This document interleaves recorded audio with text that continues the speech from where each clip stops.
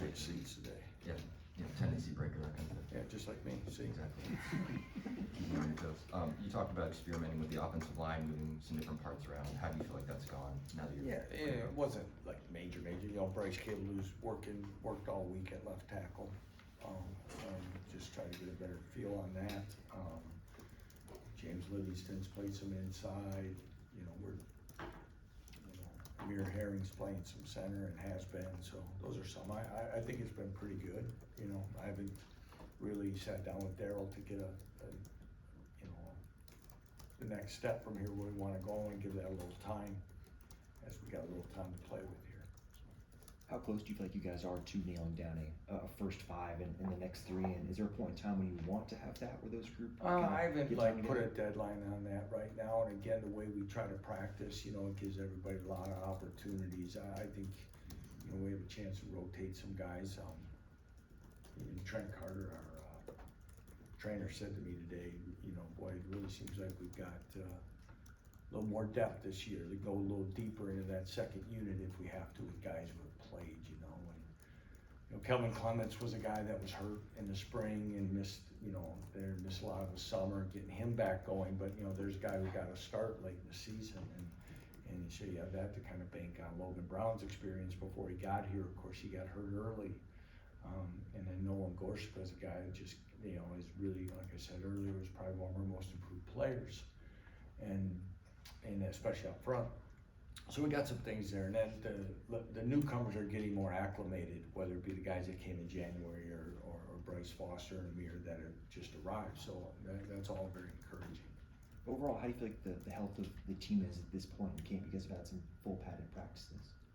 You talk about injuries, you kind of jinx yourself sometimes. But all in all, I've been pleased. But I always tell you I'm not superstitious, so I need to make sure I answer that right. For this part of camp, and obviously we're out there today, and at least early onset, I think we came out of it pretty well again. Out of the normal stuff that you kind of get, and guys get held here and there, we're in a pretty good spot for. This was our second longest, or our second long scrimmage, but we've had a couple other live periods in practice. So for as much live as we've done, I think that's pretty good. I think Melo's talked about growing as a leader, kind of using his voice more. What have you seen over the last few years, and especially lately, in that end? Well, first of all, it's like a lot of guys. Travis Goff said it to me the other day because he was out at practice and he was out of town and trying to see some of these guys, and he kind of sent me a text about reflecting back when they first arrived and who they were, and that's natural. That's what you hope. In the bigger picture, which we don't talk enough about, is becoming young men and degrees and stuff like that. To watch him kind of grow as a young man off the field in confidence and trusting, and then taking his experiences and many times. And I'd say just because of how things just were played out here in the past and lack of success, I think a lot of guys operated as individuals, and I got to take care of myself, give myself a chance and do that because it may not happen on the field. And I think that's all kind of come together to them. I think Matt Gildersleeve, as well as Melo's 3 position coaches in his time here, it's one of them that still has gone through a few, have all impacted him in some way, not just as a player, but as a person. Building off of that, how valuable is it to have, with Melo and Kobe the years that they could have an analyst like Brandon Shelby with as much experience as he has? Oh, and with the new rule, it helps us a lot because it's helped Brian Borling, first of all, be a little bit more involved in observing the front 7. Brandon's experiences at Indiana in the Big Ten, and there's a guy that really went through a couple coaching changes there, but he's a guy that's been very stable at a place, so that kind of. But it helps from his experiences, of course, and I really admire him because again, I've said we interviewed him for the job, and sometimes you have to make a decision, and he still wanted to be part of us it means a lot, and he and DK have worked well together, as well as with Brian, and both are extremely professional in how they go about it. So you get more experience and more player contact now in this new way of being able to do it, because it's not just a guy who's watching film and kind of passing information on to the position coach. They can interact. Like yesterday afternoon, DK had Brandon take the position meeting for that time, and so he gets a voice and he gets to be in front of the guys and pass on knowledge and things. And also, guys all want to have a chance to whether it be here or somewhere else, get back to being the guy fully in charge of something. And I think that's part of my responsibility, is to help those guys reach their goals as well. We'll help them, but hopefully we keep him around for a while.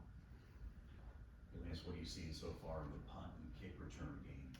Yeah, those are always hard to emulate. We haven't done a lot of full, John, to be honest with you, of getting that. I like to think we have enough experience with, between Luke and OJ and Trevor in the punt. Trevor's ability as a return man. Quentin Skinner was back there again. We'll get a little deeper into that as we go. Most of it's just been fundamental work right now and stuff like that, especially in the kick return game. What have you seen from the linebacker group? Again, I thought today was maybe a little tougher day for the defense in the live situations than in the past. But Dylan Downing had a pick six, and I thought Cornell Wheeler showed up pretty well. I think JB continues to be fairly consistent. We had some gap issues at times. Tristan Fletcher's been probably one of the other surprises of camp.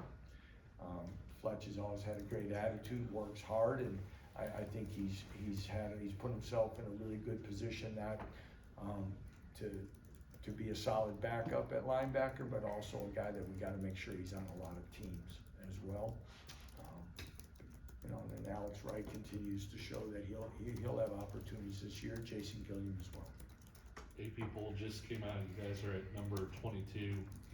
I realize that may not mean anything, but just the difference between handling sort of heading into a season where you guys are getting more accolades, more attention, more outside stuff than when you got here. Yeah, it doesn't mean much, especially if we get close to kicking off, but I also have to make sure that it does mean something for this program, considering where we're at, what it's been, and we need to make sure that, that we're taking strides, from last year, and then enough this year that people are recognizing this program and recognizes the talent on this team and some of the things that we've been able to do. So that is positive, because whether it be recruiting, whether it be our fan base, whatever the case may be, we've got to take these type of things and take them for what they're worth, but also at face value that it doesn't win you anything. But again, hopefully, like Manny said, people are going to get behind this program.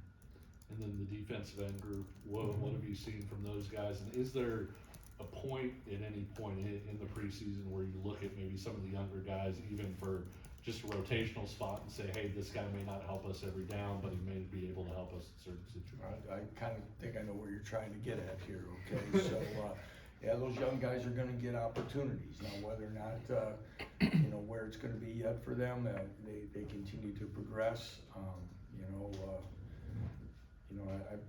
I really like what Dean Miller's done. I mean, a guy that's kind of put it together a little bit more, and we use the GPS units, and his numbers are usually at the top, off between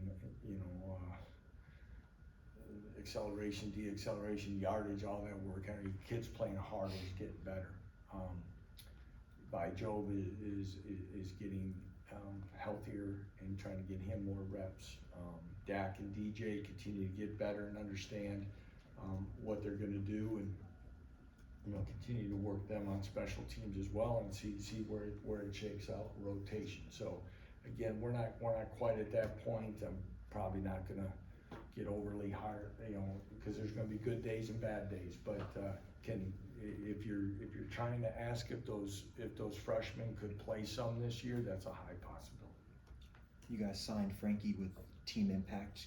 Can you talk about what having him around means and just the overall? Yeah, you know, when you get a chance to do those things, and Team Impact is a really special group. When you know, for us to be able to have moments with Frankie and his family, and Daryl Stuckey's done a really nice job, kind of liaison with that, and to see what that does for a family. Like his parents said, a lot of times, you know, young people like that, or people with special needs, it's a lot of one-on-one stuff that they do, and they don't get a chance to be around groups of people a lot. So when they have a chance, but also when he comes in and he signs his letter with us and stuff, you have 120 young men. I think they get a chance to take a deep breath and you know, maybe, you know, be thankful for what they have and what they can use their abilities for, whether it be athletic abilities on the field or other abilities in public and in the community off the field to make impacts. Luke said yesterday that there's this gut check period you guys do, and 12 to 18 plays, you know what it is. He said last year guys are gasping at the end of that. He said the whole offense is kind of like, we could go a few more if we need to. I wonder what you credit that to. Is that just simply conditioning, or is that something that clicks inside of the heads of these veterans that you have so many of, or where does that come from? Well, first of all, we had it scheduled for today, and I cut the practice short. So, because you know, humidity was there, we'd gotten a lot of plays and stuff. But I'm glad they had that kind of confidence from last year when we kind of sprung it on them. A lot of things. I think the veteran part of the team of understanding their understanding and grasping the values of nutrition, sleep. You know, prehab stuff when they come in the morning, staying afterwards, and some of the things we've been able to add to this building that allows their bodies to take it. And what we try to tell them is be a pro. If you want to be a pro, you got to start acting like a pro, and you got to take care of yourself. And I think the maturity of this older group kind of helps with that.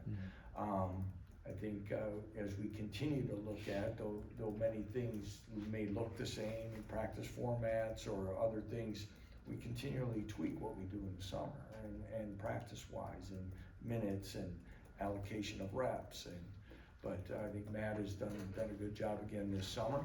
And we also changed a little bit of our July workout. We did 3 days when the coaches came back in of a mini camp type setup with them, with some meetings and team tech, as we call them, and some conditioning. And the gap between their last workout and reporting wasn't as large as it was last year. We think that affected us early in camp.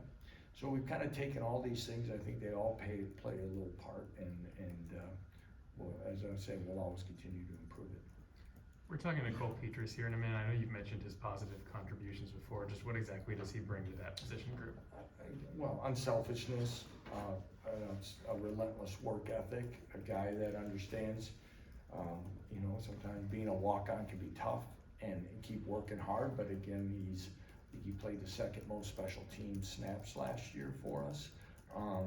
He's well respected in the program. He's one of our off-season leaders and captains, and that doesn't happen a lot with walk-ons, but it also shows, again, if you have those type attributes, that you're going to be recognized and utilized in this program. And you know, he's a young man that's going to be highly successful, whether it be with football or without. But again, what he does and what he brings each and every day, though sometimes may not be noticed by people outside the program, are definitely noticed inside.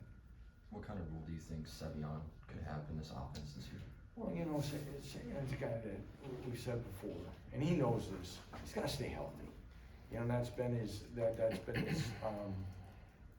you know, the trouble for him. You know, he's been in the kick return game. You guys were asking about return game. He'll be a guy in there.